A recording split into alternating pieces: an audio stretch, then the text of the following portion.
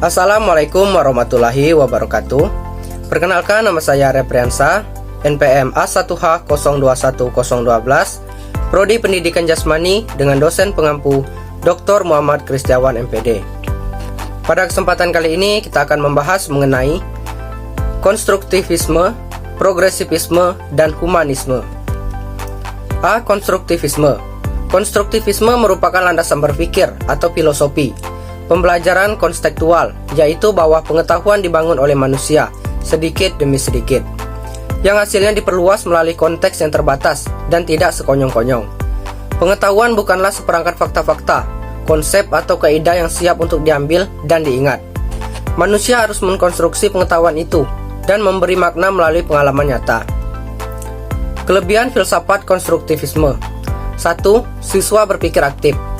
Dalam proses membina pengetahuan baru, murid berpikir untuk menyelesaikan masalah, mengembangkan ide, dan membuat keputusan. 2. Paham. Murid terlibat secara langsung dalam membina pengetahuan baru, sehingga mereka akan lebih paham dan boleh mengaplikasikannya dalam semua situasi. 3. Ingat. Murid terlibat secara langsung dengan aktif, sehingga mereka akan lebih mengingat semua konsep. Melalui pendekatan ini, murid membina sendiri kepahaman mereka, maka mereka akan lebih yakin menghadapi dan menyelesaikan masalah dalam situasi baru. 4. Kemahiran sosial. Mengembangkan kemahiran sosial karena dalam pembelajaran terjalin interaksi dengan rekan serta guru dalam membina pengetahuan baru, di mana mereka terlibat secara terus-menerus, mereka paham, mengingat, yakin, dan berinteraksi. Kelemahan filsafat konstruktivisme. 1. Membutuhkan kemampuan guru dalam membantu siswa untuk aktif dan membangun atau mengkonstruksi pengetahuan siswa. Seringkali kemampuan guru masih kurang mendukung karena masih memandang pembelajaran sebagai satu arah dan kurang melibatkan siswa dalam membangun pengetahuan melalui pengalaman nyata. 2. Lembaga pendidikan sekolah masih belum bisa mengoptimalkan menciptakan masyarakat pembelajar. Pendidikan masih banyak dipahami sebagai proses transfer pengetahuan semata dari guru ke siswa. B. Progresivisme. Progresivisme telah meletakkan dasar-dasar kemerdekaan dan kebebasan kepada anak didik.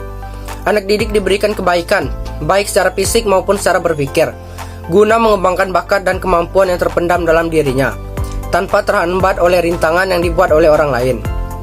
Filsafat progresivisme merupakan the liberal road of culture, atau kebebasan mutlak menuju ke arah kebudayaan. Maksudnya nilai-nilai yang dianut bersifat fleksibel terhadap perubahan, toleran, dan terbuka, sehingga menuntut untuk selalu maju bertindak secara konstruktif, inovatif, dan reformatif, aktif, serta dinamis. Untuk mencapai perubahan tersebut, manusia harus memiliki pandangan hidup yang bertumpu pada sifat-sifat fleksibel, curious, atau ingin mengetahui dan menyelidiki, toleran, dan open-minded. Kelebihan filsafat progresivisme. 1. Nilai-nilai yang dianut bersifat fleksibel terhadap perubahan. 2. Toleran dan terbuka, sehingga menuntut untuk selalu maju bertindak secara konstruktif, inovatif, dan reformatif, aktif, serta dinamis. 3. Anak didik diberikan kebebasan secara fisik maupun cara berpikir, guna mengembangkan bakat, kreativitas, dan kemampuan yang terpendam dalam dirinya. 4. Menjadikan anak didik yang memiliki kualitas dan terus maju sebagai generasi akan menjawab tantangan zaman peradaban baru. Kelemahan filsafat progresivisme. 1. Progresivisme terlampau menekankan pada pendidikan individu. 2. Kelas sekolah progresivisme artifisial atau dibuat-buat dan tidak wajar.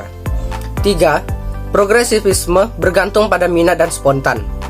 4. Siswa merencanakan sesuatu sendiri dan mereka tidak bertanggung jawab terhadap hasil dari tugas-tugas yang dikerjakan. C. Humanisme. Humanisme berpandangan bahwa pendidikan berpusat pada subjek didik. Belajar akan optimal apabila siswa terlibat secara penuh dan sanggup serta berpartisipasi secara bertanggung jawab dalam proses belajar. Proses pendidikan berpusat pada subjek didik.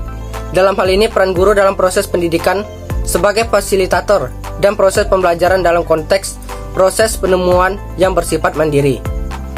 Kelebihan filsafat humanisme. 1. Teori ini cocok untuk diterapkan dalam materi pembelajaran yang bersifat pembentukan kepribadian, hati nurani, perubahan sikap, dan analisis terhadap fenomena sosial. 2. Menciptakan pembelajaran di mana siswa merasa senang bergairah, berinisiatif dalam belajar, dan terjadi perubahan pola pikir, perilaku, dan sikap atas kemauan sendiri. 3. Mengarahkan siswa menjadi manusia yang bebas, tidak terikat oleh pendapat orang lain, dan mengatur pribadinya sendiri secara bertanggung jawab, serta mengurangi hak-hak orang lain atau melanggar aturan, norma, disiplin, atau etika yang berlaku. Kelemahan filsafat humanisme. 1. Siswa yang tidak memahami potensi dirinya akan ketinggalan dalam proses belajar. 2. Terlalu memberi kebebasan kepada siswa. Saya rasa demikian penjelasan saya mengenai konstruktivisme, progresivisme, dan humanisme. Saya ucapkan terima kasih. Wassalamualaikum warahmatullahi wabarakatuh.